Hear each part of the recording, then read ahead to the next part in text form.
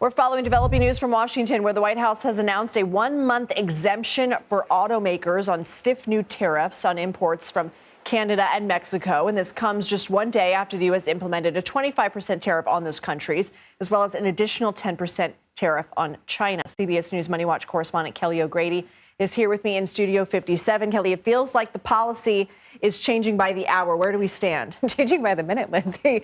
Okay, so we just heard from Press Secretary Karen Leavitt that we are in a 1-month pause. And so it really actually seems like it was more coming from the big three automakers driving this. In fact, she shared that the president spoke to the big three and this morning, and they said, look, we really need a pause. Not so much that this was a negotiation with Canada. In fact, the president posted on Truth Social that he spoke to Prime Minister Trudeau, and they just aren't doing enough when it comes to fentanyl. So the market is rebounding. The market likes this right now. I just checked the Dow a second ago. We're over 400 points up. But the press secretary also did say this is a 1-month pause, and come April 2nd, so frankly just under 1 month because this is March 5th, we're going to see reciprocal tariffs go in.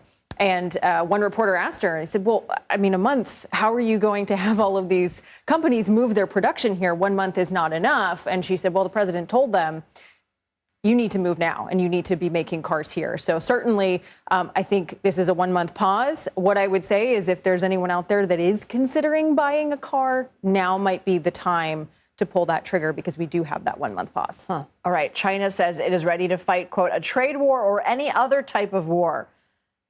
That doesn't sound good. How is this impacting tensions between the U.S. and China? Yeah, any other type of war, I saw that and a shiver ran up my spine, I think, as most people. Look, it's 3 things that you need to think about when you're talking about a trade war. Higher prices for Americans and Chinese citizens as we go tit for tat with trade tariffs back and forth. You also need to think about the industries that will be hurt here. You and I have talked about this at length. Farmers here, they rely on China to export their goods.